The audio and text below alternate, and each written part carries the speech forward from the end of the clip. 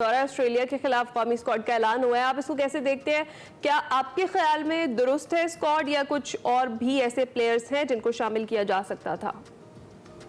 देखिए, स्क्वाड बज़ाहिर तो दुरुस्त नजर आता है, क्योंकि एक अच्छी चीज ये है कि जिम्बाब्वे के जो टूर है उसमें यंग प्लेयर्स को मौका दे रहे हैं। और हम लोग काफी अच्छे से ये कहते आ रहे थे कि जो इस तरह की छोटी सीरीज है उसमें नए प्लेयर्स को खिलाना चाहिए, क्योंकि फिर बड़े प्लेयर जो हैं वो खेलते हैं, यहाँ परफॉर्म करते हैं, फिर रैंकिंग बढ़ती है, फिर कहते हैं कोई किंग बन जाता है, कोई कुछ बन जाता है, और फिर नए लड़कों को मौका नहीं मिल पाता। अब अच्छा है कि उनको मौका मिलेगा परफॉर्म करने का। एक चीज जो नजर आई कि फखर को होना चाहिए था, उसको स्क्वाड में नहीं रखा। इस पे जरा थोड़ा सा एक वो उनको सेंट्रल कॉन्ट्रैक्ट में भी नहीं रखा, इसमें काफी शोर मच रहा है। तो सलीम साहब, आपने ही खबर शायद आपके पास ही है कि गैरी क्रिस्टन की जो खबर जिसमें वो तनाज़ात का शिकार होते हुए दिखाई दे रहे हैं पीसीबी के साथ, इस पे जरा रोशनी डालिएगा। क्या तनाज़ात हैं? क्या ये स्क्वाड के ऊपर ही तनाज़ा खड़ा हुआ है? नहीं, ये मेरी खबर नहीं है, ये किसी और जर्नलिस्ट ने खबर दी है, मैंने पढ़ी है बिल्कुल, और वो बड़े क्रेडिबल जर्नलिस्ट है, तो खबर मुझे यकीन ठीक ही होगी।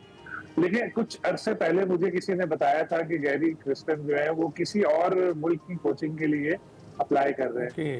लेकिन मैंने कहा ऐसा कैसे हो सकता है, तो वो आई गई हो गई थी बात। लेकिन अब मैं ये कड़ी से कड़ी मिला रहा हूँ तो लग रहा है कि वाकई कुछ चक्कर होगा। कुछ चीजें हमारे अच्छी भी चल रही है, पस मंजर में कुछ काफी क्रिकेट में इश्यूज भी हमें नजर आ रहे हैं। जैसे सेंट्रल कॉन्ट्रैक्ट का भी मैं जिक्र कर रहा था, कई प्लेयर अपनी कैटेगरी से खुश नहीं है। शाहीन को ए से बी में कर दिया, वो कहते हैं मुझे क्यों बी में किया। बाबर की भी तो परफॉर्मेंस ही थी, बाबर कैसे ए में आ गया। इसी तरह और भी शादाब खान स्क्वाड में नहीं है, शादाब खान को कॉन्ट्रैक्ट दिया, उनकी भी तनजुली हुई है। नसीम शाह ऊपर है, हारिस नीचे है।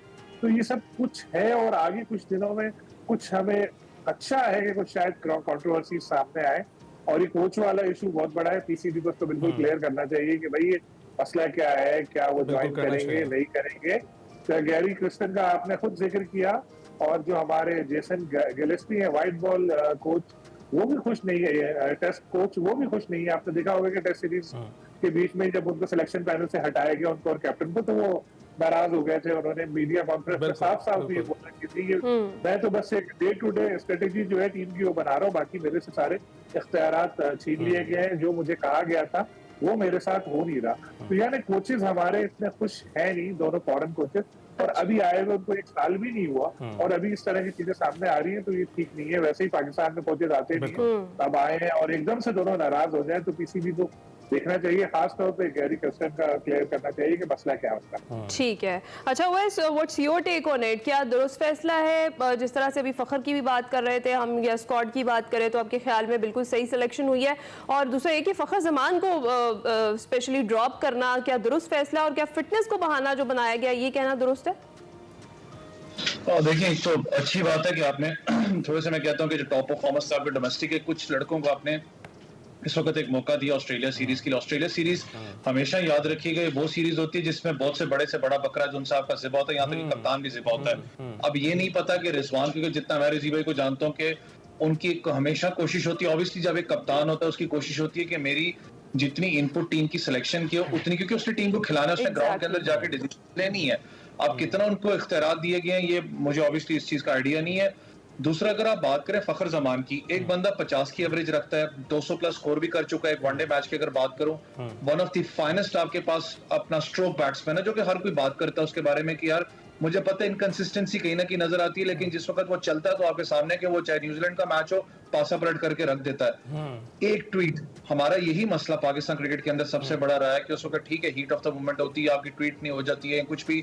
ऐसे बहुत से क्रिकेटर्स हैं, आपको याद है जुनैद खान का अपने कैरियर तबाह किया जब उसने टेप लगा के मुंह पे अपना एक तस्वीर लगाई थी, तब वो वापस आज तक नहीं आया। फिर उसके बाद कल एक चले, अच्छी चीज है कि मुझे चेयरमैन क्रिकेट बोर्ड से लगा कि एटलीस्ट उन्होंने बताया तो सही कि ट्वीट की वजह से हम उनको ड्रॉप करें। जो फिटनेस का उन्होंने बात की है वो सरासर गलत है। देखें, फिटनेस की अगर बात करूं, जो अभी हालिया फिटनेस रिपोर्ट्स के मुताबिक तो आपके बहुत से प्लेयर्स इसके अंदर फिटनेस में फ्लॉप हुए हैं। चाहे शाहीन शाह अफरीदी की बात करें, वो फिटनेस में अपना पूरे नहीं उतरे थे।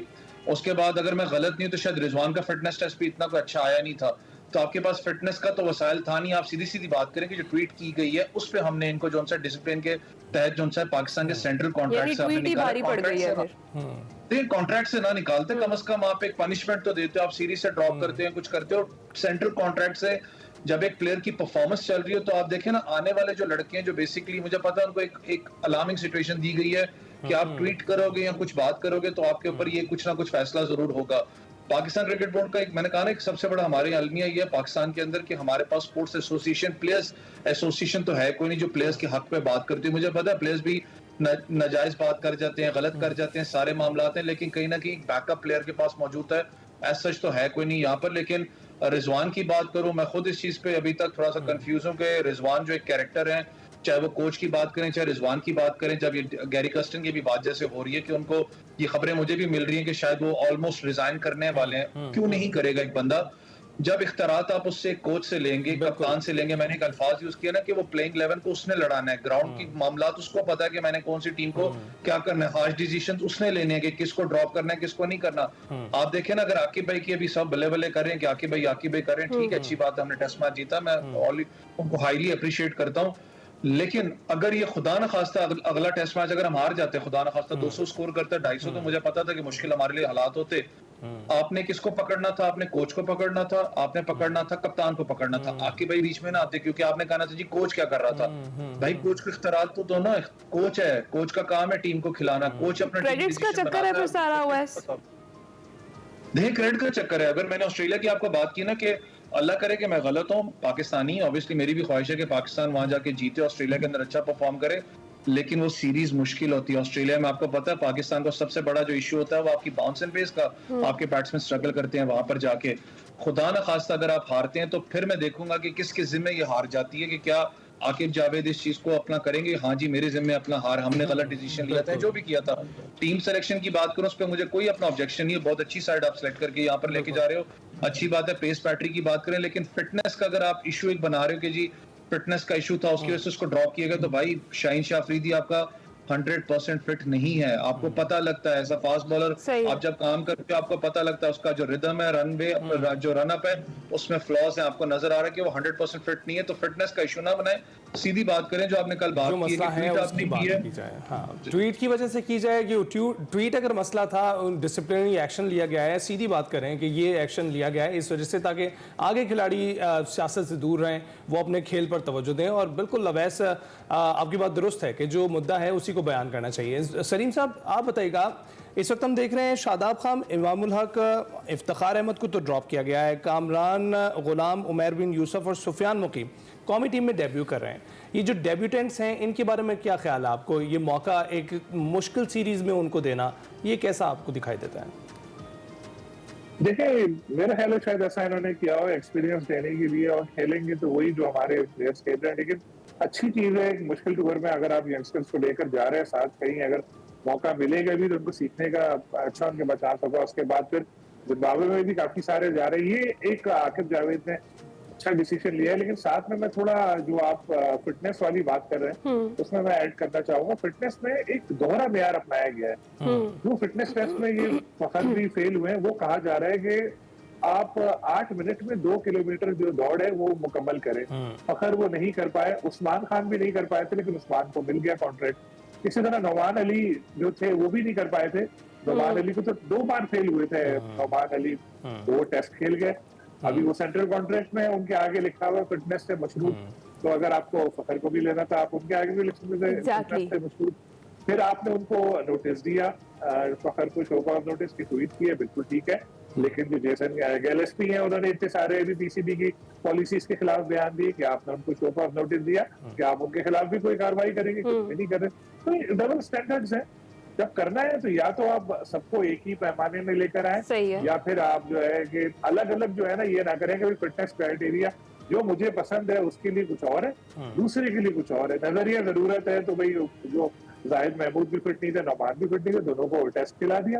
और अब जरूरत नहीं है, जब फखर की बज़ाहिर आपको नहीं लग रही तो आपने उनको बाहर कर दिया। क्योंकि ये मैं बता रहा हूँ इसमें इमामुल हक में और कामरान गुलाम जो है उनमें 11 सेकंड का फर्क था। कामरान गुलाम ने 1 मिनट 22 सेकंड में अपनी दौड़ मुकम्मल की थी और 11 में दूसरी की थी, लेकिन उसके बावजूद एक है और दूसरा बाहर है। तो ये सारी चीजें जो है, ये प्लेयर्स भी आपस में बात कर रहे हैं, प्लेयर्स भी गुस्सा हो रहे हैं, और ये आगे जाके इशू होगा। जैसे अल्लाह ना करे कि ऑस्ट्रेलिया में नताइज अच्छे ना आए, लेकिन अगर टीम ना जीत सकी तो अभी तो बड़ी वाह हो रही है। हम लोग की शॉर्ट मेमोरी है बहुत, मैं हूँ आप हो, हम लोग सब जीतते ऐसा ही हैं, है। ले जाते हैं, हारते तो यहाँ पटक देते हैं। ऐसे तो ही है। अभी जैसे आकिब साहब है या दूसरे जितने लोग हैं, वो अगर अभी सब ऊपर है तो उनको ये ध्यान रखना चाहिए कि अल्लाह ना करे रिजल्ट अच्छे नहीं आते। तो यहाँ ये लोग तो बाबर आजम सही, बिल्कुल सही। बाबर आजम से बड़ा कोई प्लेयर था पाकिस्तान में। हाँ, है, वो वही बात है लेकिन सलीम खालिद साहब, कामयाबी के तो हजारों बाप होते हैं, जो शिकस्त है वो उसका कोई बाप नहीं होता, उसके लिए कोई भी नहीं एक्सेप्ट करता, जिस तरीके से आप और अवैस दोनों बात करें। अच्छा अवैस, फिर अगर हम वनडे की बात करते हैं तो ओपनिंग कॉम्बिनेशन क्या देख रहे हैं आप? थोड़ा सा सॉरी, अगर आप इजाजत दें, जो सलीम भाई ने बात की इनकी बात से मैं जी। 100% एग्री करता हूँ। फखर जमान का मुझे याद है, उसने एक इशू अपना हाईलाइट वो ये किया था कि मैंने इतनी लंबी फ्लाइट ली थी। आपको पता है कि एनओसी माशाल्लाह हमारे क्रिकेट बोर्ड के ये हालात थे, कम्युनिकेशन गैप तो आपको साफ सी नजर आ रहा था प्लेयर्स के बीच में और क्रिकेट बोर्ड के बीच में। आपका एक प्लेयर आई डोंट नो वो कहाँ पर लीग खेलने गए थे, काफी अपना शायद कैरेबियन प्रीमियर